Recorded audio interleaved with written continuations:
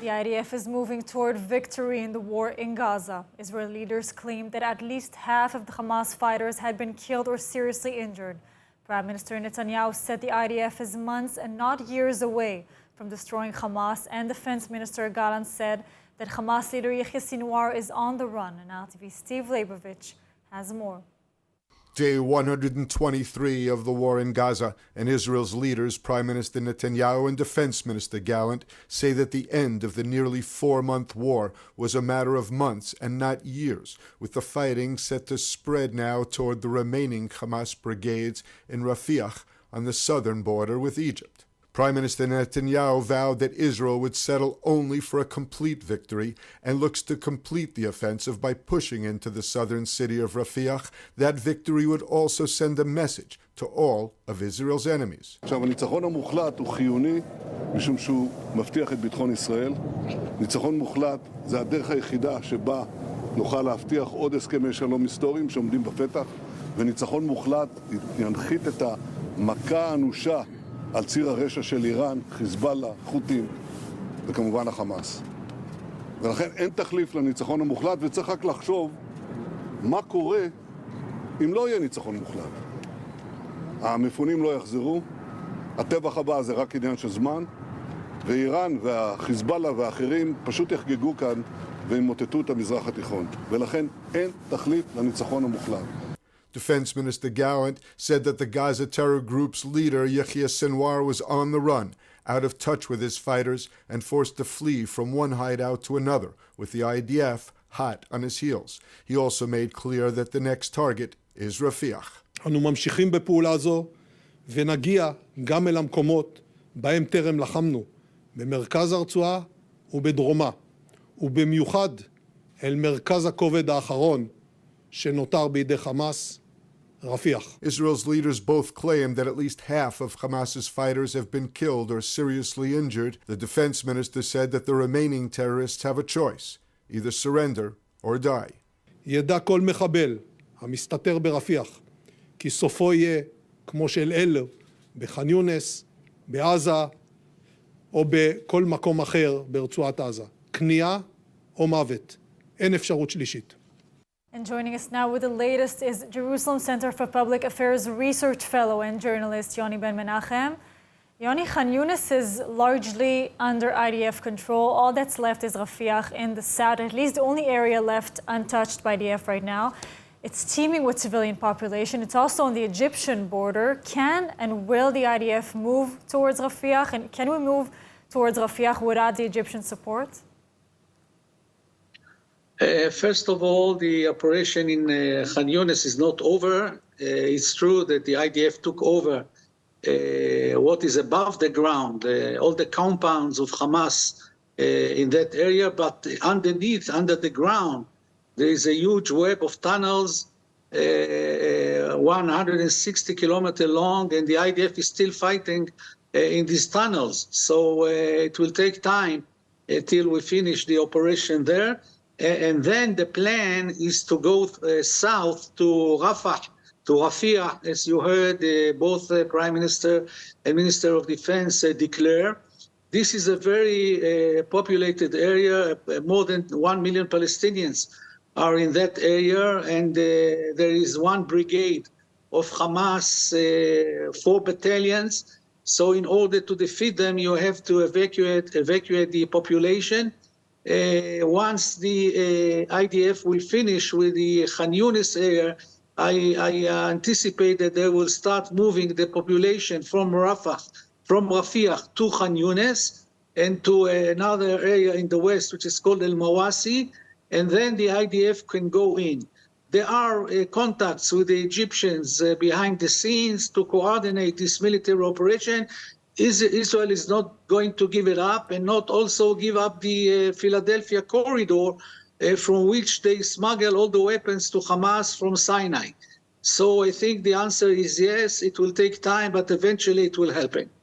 Yes, now Yoni, I want to ask you, if Rafiah is eventually captured and the remaining Hamas brigades destroyed, will Israel have an easier time destroying tunnels and forcing the remaining Hamas fighting really to surrender there in Gaza?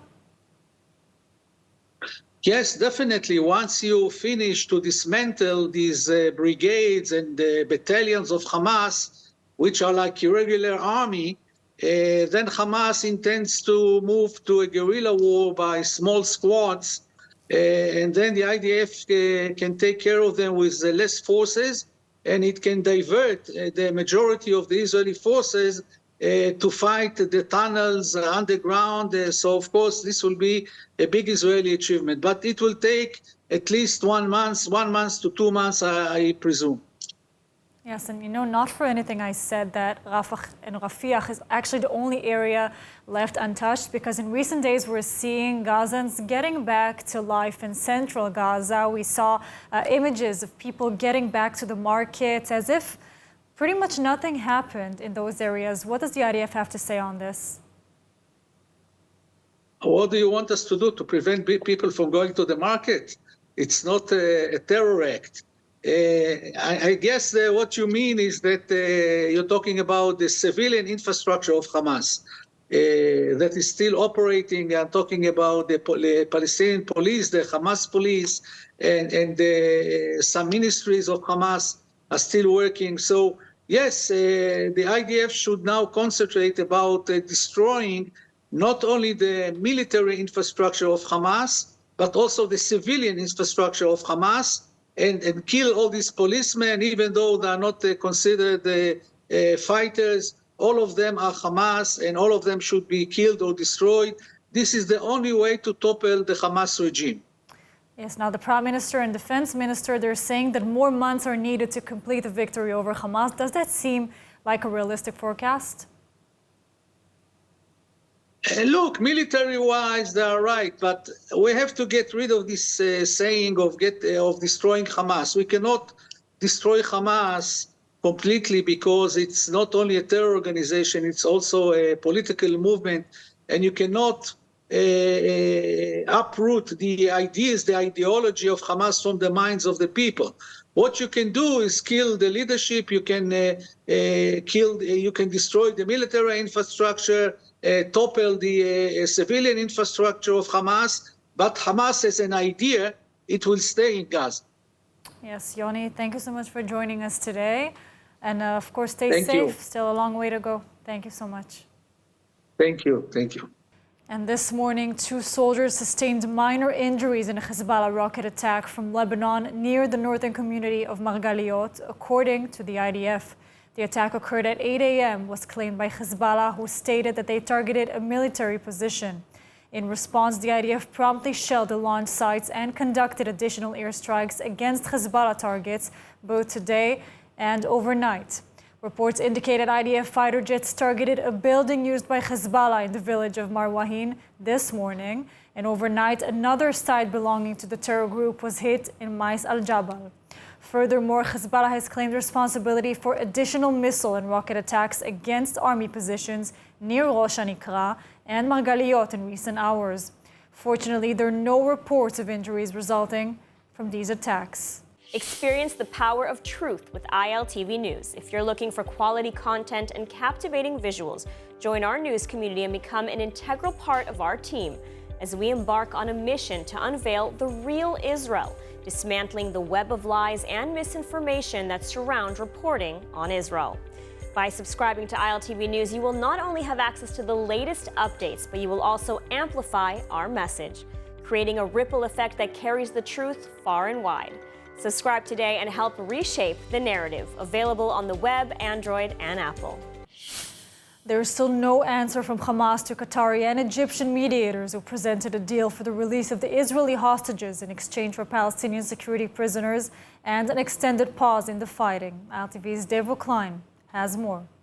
Hamas is reportedly still considering its answer to the hostages for ceasefire proposal prepared last week in Paris by Qatari and Egyptian mediators. Al Jazeera reported a senior official in Hamas denying that it had rejected the deal to end the captivity of 136 Israelis held since October 7th. But according to the Saudi Al Arabiya, the terror organization was looking to change the agreement, demanding an increase in the number of Palestinian terrorists released from Israeli prisons. Hamas is reportedly also demanding that the IDF fully withdraw from Gaza and provide Hamas with certain guarantees to end the war. The outlet quotes a senior Hamas official saying, "We are in the final stage of internal consultations with the factions regarding the proposal that we received, and we will respond to it soon." Meanwhile, a senior Israeli cabinet minister told the Times of Israel that we are only at the start of the journey on hostage deal talks and insisted there was no specific hostage deal on the table.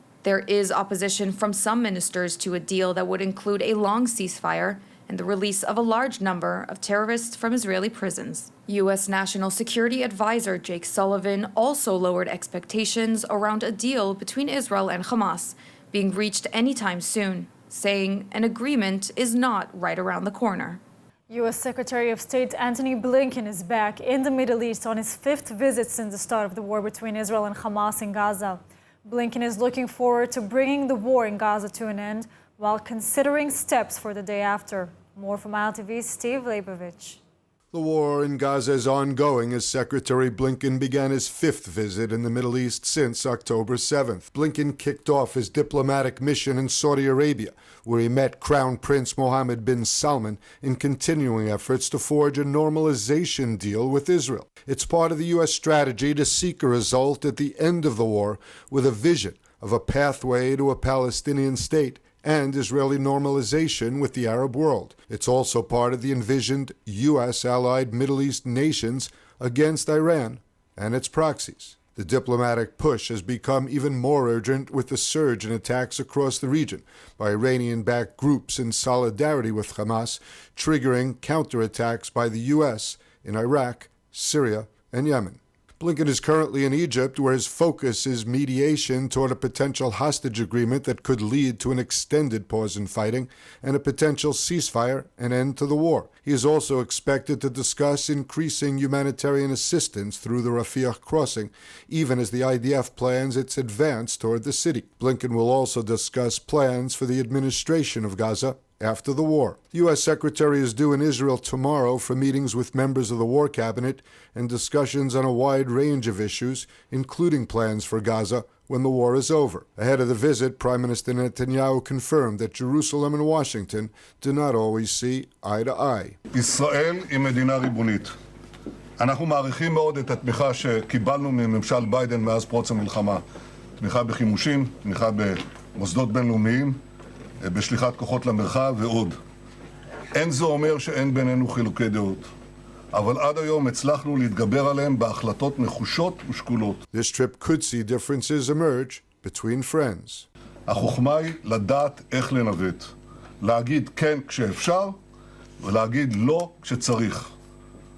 אני לא צריך עזרה כדי לדעת איך לנווט את יחסינו מול ארצות הברית והקהילה הבינלאומית. תוך עמידה איתנה על האינטרסים החיוניים שלנו. And joining us now straight from reserves in the north is founder and president of the Jerusalem-Washington Center, Gideon Israel. Gideon, Secretary of State Antony Blinken is heading to his 5th Middle East tour in the past 4 months. What will be his key message this time? So I think it's important to step back for a second. When Joe Biden gave a speech a few days after the October 7th massacre, what he basically was saying in his speech and what the message that he was sending Israel by sending the aircraft carriers and all the other reinforcements was that we are behind you 100%, we are with you 100%, but we're also going to guide you and we're going to direct you and we're going to explain to you what we want to see at the end of the war, which was clear that they want a Palestinian state.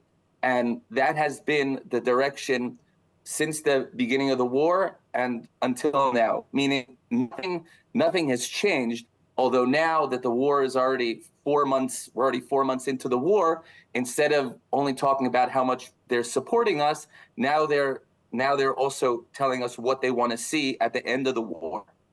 Gideon, the United States seems to be throwing wrench in Israel's victory plans on purpose. I mean, why do you think that is? Well, I think actually one of the things that the United States, that this administration, the Biden administration, was worried about at the beginning of the war was they were worried that there was suddenly a moment of clarity, amongst the citizens of Israel, amongst the Jewish nation. And that clarity was that there were people who thought that we could live here and the Palestinians could live there, and as long as we each had a border, everything would be okay. And there was clarity that that wasn't the case anymore. It wasn't that we could live peacefully next to them. And that clarity was, America was afraid, or the Biden administration was afraid, that it would lead to the end of the two-state idea through the war in Gaza. Because essentially, if Israel would reconquer Gaza or reliberate Gaza and then stay there for a while, it would basically show that the reason we're here is because it's impossible to have the Palestinians under their own rulership and in a way that we can trust that they're not going to attack us. So the Biden administration was worried about that. That's why they sent the 2 aircraft carriers, so that Israel wouldn't feel that they need to conquer Gaza. So they're not this is nothing new. This was the plan from the outset, not to let Israel conquer Gaza, because, like I said, conquering Gaza means the end of the two-state idea. Yes, Gideon, so it looks like, the Biden administration strategy, it seems to anticipate Hamas remaining in some form. How realistic is this expectation, and what consequences might it entail now?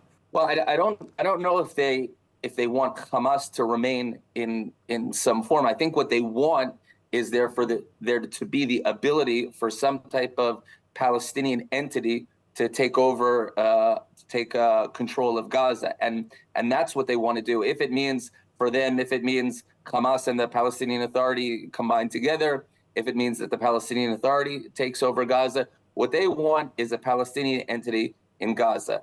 And also it's important to note that the Democratic Party always supported a two-state solution. But 15, 20 years ago, the idea of a two-state solution was basically that it's good for Israel, it's good for Israel's security, and it ensures a future of a Jewish and democratic state. Today, the Democratic Party supports a Palestinian state without any connection to Israel's security. What I mean is that they support a state because they believe that the Palestinians deserve an independent state as a people with self-determination. It could be also because of social justice, third world liberalism, but that's where the Democratic Party is today. So it's important for them that whatever happens at the end of the war, that there's a Palestinian entity controlling Gaza. Again, that's all the time we have for today. Thank you so much for joining us from the reserves, and of course, stay safe. Thank you, my pleasure. Argentina's President Javier Milei embarked on his maiden official visit to Israel, signaling a groundbreaking chapter in diplomatic relations with the South American nation. And in his first move, Milei announced just after landing that he will move the Argentinian embassy to Jerusalem. Argentina's President Javier Milei landed in Israel for his first official visit, marking a significant diplomatic milestone for the South American nation.